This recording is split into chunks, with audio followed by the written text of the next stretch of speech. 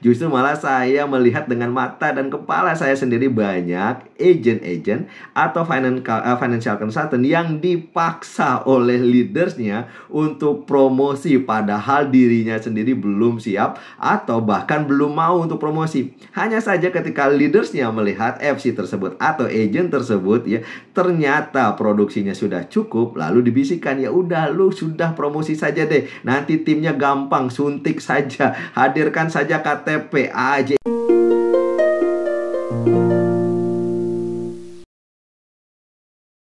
Halo, apa kabar teman-teman? Ketemu lagi dengan saya Sandi Syureman. Salam EO, excellent, outstanding.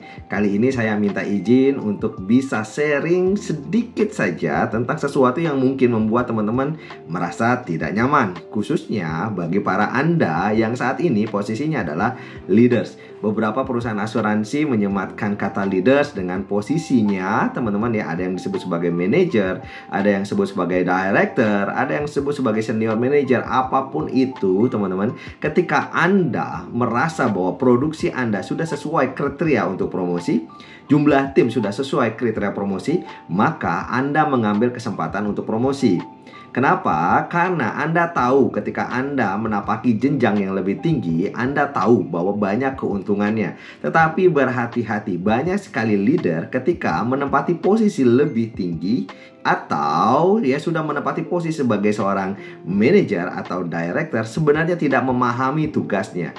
Ini yang saya sebut sebagai leader prematur atau tidak sebaiknya menjadi seorang leader. Kenapa? Karena sebelum menjadi seorang leader, mereka harus tahu dulu dan mengerti terlebih dahulu bahwa apa sih tugasnya mereka, apa sih haknya mereka, apa sih kewajibannya mereka, dan apa yang mereka inginkan sebenar-benarnya ketika mereka menjadi seorang leaders. Nah teman-teman, yang saya ingin sampaikan ini terkait dengan kenapa sih Anda selalu berkata bahwa proses development itu susah, proses merekrut itu susah, bahkan ketika Anda menjadi seorang leaders. Kenapa? Karena sebenar-benarnya seorang leader seharusnya mereka mengerti inti dari bisnis asuransi jiwa. Sebelumnya saya ingin menyampaikan terlebih dahulu ya, kenapa banyak sekali agent-agent atau financial consultant yang tertarik untuk menjadi leaders atau memilih untuk promosi menjadi seorang leaders. Pertama, biasanya mereka mengerti bahwa akan ada overriding atau bonus tambahan ketika mereka menjadi seorang leaders, dan bonus tersebut justru malah difokuskan terhadap penjualan pribadi.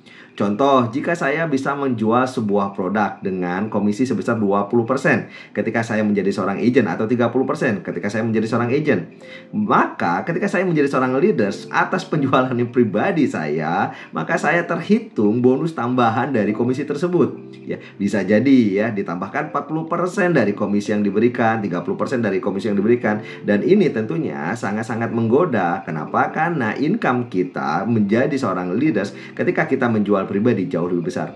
Pertanyaannya adalah apakah itu benar? Nah ini dia ya teman-teman. Kenapa? Karena mata saya melihat teman-teman ya, banyak sekali seorang leaders yang justru malah sangat-sangat asik, sangat-sangat merasa bangga ketika penjualannya justru malah lebih besar dibandingkan dengan penjualan timnya.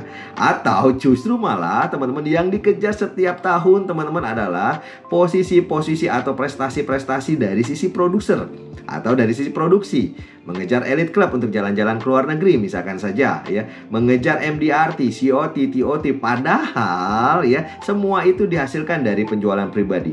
Tidak ada yang salah sih teman-teman ketika justru malah teman-teman ya, yang Anda fokuskan adalah justru malah teman-teman ya penjualan pribadinya tersebut. Jika Anda ingin menjadi seorang yang pada akhirnya dikenal sebagai orang yang bisa jalan-jalan ke luar negeri, elite club, bukankah beberapa perusahaan menyediakan ya reward untuk jalan-jalan ke luar negeri ketika Anda justru malah berhasil menciptakan elite club lainnya di luar dari Anda sendiri pastinya. Bukankah Anda seharusnya merasa lebih bangga ketika tim Anda ada yang MDRT, COT, dan TOT, bukan hanya dari diri Anda? Nah ini teman-teman ya, banyak sekali orang yang akhirnya menjadi leader. Kenapa? Karena merasa bahwa keuntungan menjadi seorang leader jauh lebih besar dibandingkan dengan ketika saya menjadi seorang agent. Makanya saya memaksa diri atau memaksakan diri saya untuk menjadi leader. Ini yang disebut sebagai leader prematur. Ada lagi nggak alasan-alasan lainnya? Banyak ya teman-teman ya. Justru malah saya melihat dengan mata dan kepala saya sendiri banyak banyak agent-agent atau financial consultant yang dipaksa oleh leadersnya untuk promosi padahal dirinya sendiri belum siap atau bahkan belum mau untuk promosi. Hanya saja ketika leadersnya melihat FC tersebut atau agent tersebut ya, ternyata produksinya sudah cukup, lalu dibisikkan, ya udah lu sudah promosi saja deh, nanti timnya gampang, suntik saja, hadirkan saja KTP, AJI kan saja, ikut training kan saja ya, meskipun orang-orang itu nggak aktif nggak masalah, yang penting lo promosi. Kenapa? Karena lo promosi, lo balik lagi ya ke atas ya, dapat income yang jauh lebih besar atas penjualan pribadi lo ketika lo sudah menjadi seorang leaders.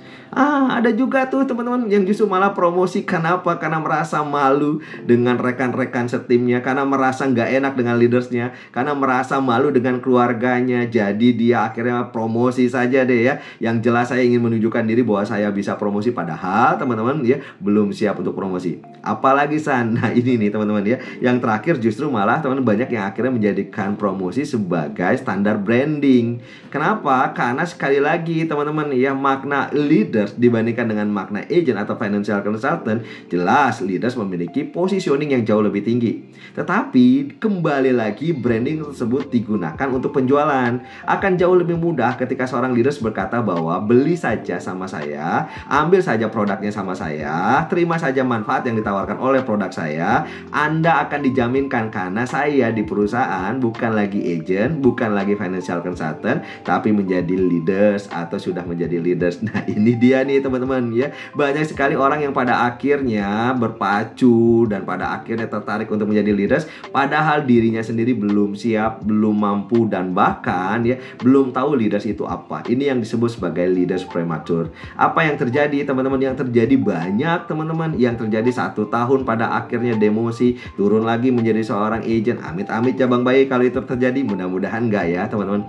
Apa yang paling buruk teman-teman? Yang paling buruk adalah ketika Anda menjadi seorang leaders, Anda nggak tahu tuh sebenarnya teman-teman kerjaan Anda apa, dan pada akhirnya orang-orang yang masuk ke dalam bisnis ini, orang-orang yang masuk ke dalam tim Anda menduplikasikan cara kerja Anda, dan pada akhirnya justru malah persepsi terhadap bisnis asuransi jiwa menjadi persepsi yang tidak tepat teman-teman. Kenapa? Karena banyak sekali masyarakat yang melihat kok kayaknya ya agent-agent di industri asuransi jiwa, leader-leader di asuransi jiwa kerjaannya tuh kayak gitu aja demi keuntungan pribadi aja ya. Akhirnya dia promosi, dia cari agent, ya udahlah cari agent ya hanya sekedar agent saja. Dia akhirnya berhasil produksi ya terserah, enggak apa-apa ya. Yang penting saya posisinya menjadi seorang leaders, dan ini menjadi hal-hal yang tidak tepat. Bahkan ke diri Anda pun pada akhirnya Anda tahu teman-teman ya, meskipun Anda menjadi seorang leader sekarang teman-teman, Anda pasti akan mendapatkan sebuah masalah di masa yang akan datang.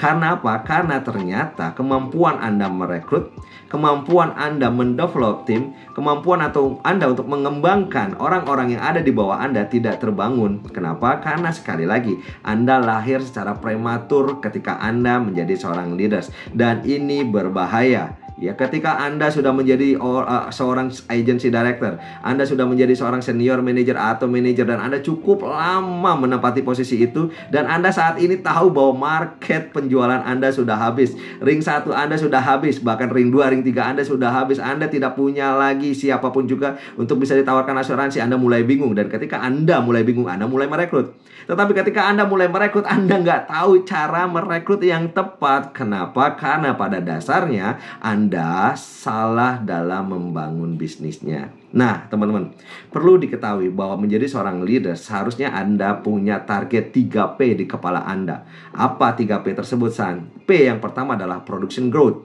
Bahwa teman-teman, income Anda saat ini seharusnya jauh lebih baik daripada income Anda di masa yang lalu. Income Anda di masa yang akan datang seharusnya jauh lebih baik dibandingkan dengan saat ini. Ini yang disebut sebagai cash flow positif, atau dalam bahasa bisnisnya adalah profit teman-teman. Jangan sampai Anda memiliki income tetapi Anda tidak mengukur seberapa besar income Anda, dan Anda tidak memanfaatkan segala apapun yang ditawarkan oleh bisnis Anda. Income Anda tidak hanya datang dari komisi, dari bonus penjualan, bukan. Income Anda tidak hanya datang ketika Anda akhirnya menjadi leader, justru malah ditambahkan overridingnya atau bonus tambahannya dari komisinya, bukan. Tapi income Anda akan benar-benar besar ketika semua orang yang Anda masuki ke dalam bisnis ini bisa bekerja sesuai dengan visi Anda, sesuai dengan target Anda, yaitu mengedukasi masyarakat Indonesia semakin banyak lagi. Kenapa? Karena semakin banyak masyarakat Indonesia yang teredukasi, semakin banyak yang memiliki asuransi, semakin banyak yang memiliki asuransi, semakin banyak yang terlindungi, dan semakin banyak juga income yang Anda dapatkan di bisnis ini.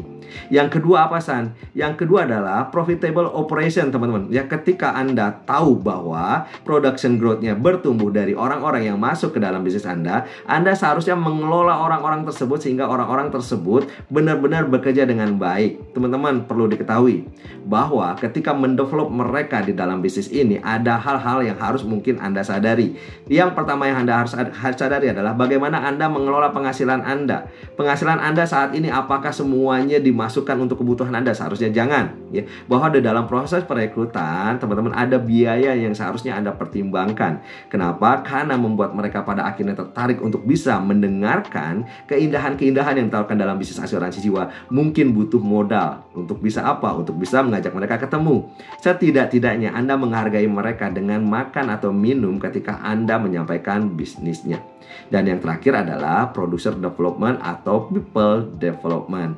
Nah, ini dia nih teman-teman ya, semakin besar bisnis Anda, artinya semakin berkualitas orang-orang yang ada di dalam bisnis Anda. Nah, Anda tahu bahwa tugas Anda di dalam merekrut di awal bahwa bukan untuk memacu diri Anda jauh lebih kaya lagi, bukan membuat diri Anda menjadi lebih heboh lagi, lebih mentereng lagi, lebih memiliki segalanya, bukan. Tetapi tujuan Anda merekrut adalah membuat mereka jauh lebih bertumbuh. Ada bahasa yang sangat positif di dalam bisnis asuransi jiwa, yaitu dalam mensukseskan orang lain baru Anda sukses. Kenapa? Karena teman-teman gak akan pernah mungkin Anda bisa sukses ketika Anda justru malah memikirkan diri sendiri alih-alih memikirkan tim Anda. Nah teman-teman ya, ketika Anda tahu bahwa saat ini mungkin Anda sudah terlanjur promosi, ketika saat ini Anda tahu mungkin banyak sekali tim-tim Anda yang Anda paksa untuk promosi, tetapi Anda tahu bahwa mereka tidak bisa bergerak dan tidak memiliki kemampuan untuk bisa bertumbuh sebagai seorang leaders, bahkan memimpin sebagai seorang leaders, apa yang Anda harus lakukan? Coba teman-teman sampaikan terlebih dahulu ke dalam diri Anda. Jangan-jangan niat saya untuk promosi salah. Jangan-jangan saya tidak memiliki keinginan untuk bisa membuat orang-orang yang akhirnya ada di sekitar saya menjadi jauh lebih baik lagi. Bukan dari hanya produk yang saya sampaikan, tetapi bergabung dalam bisnis asuransi jiwa untuk bisa mendapatkan nikmat dari hasil menjalankan bisnisnya. Teman-teman, ketika Anda tahu bahwa tugas Anda di bisnis asuransi jiwa bukan hanya membuat orang-orang di luar sana memiliki asuransi jiwa dari Anda, tapi orang-orang di luar sana, yaitu masyarakat Indonesia, bahkan masyarakat dunia, memiliki proteksi dan mendapatkan manfaat dari segala produk yang ada di Anda, maka tugas Anda adalah semakin banyak atau semakin memperbesar kemampuan dan jangkauan untuk bisa mengedukasinya. Dan cara yang paling tepat adalah merekrut orang-orang terbaik untuk berada di tim Anda dan menyampaikan berita baik ini sebanyak-banyaknya. Bahkan ada sebuah istilah yang paling tepat yang seharusnya Anda ketahui dalam bisnis asuransi jiwa, bahwa ketika Anda berbisnis asuransi, Anda harusnya tahu bahwa bisnis Anda harus diasuransikan. Dan bagaimana mengasuransikan bisnis Anda? Salah satu cara untuk mengasuransikan bisnis asuransi adalah dengan cara merekrut dan mengembangkan orang-orang yang Anda rekrut. Teman-teman, saya yakin Anda bukanlah leaders prematur, tapi leaders yang sudah siap dan mengerti bahwa tugas leaders adalah memiliki pengikut dan membuat pengikut-pengikut Anda mencapai tujuan yang sama. Terima kasih teman-teman, sampai ketemu di sesi-sesi berikutnya. Saya Sandi Suryaman, salam EO.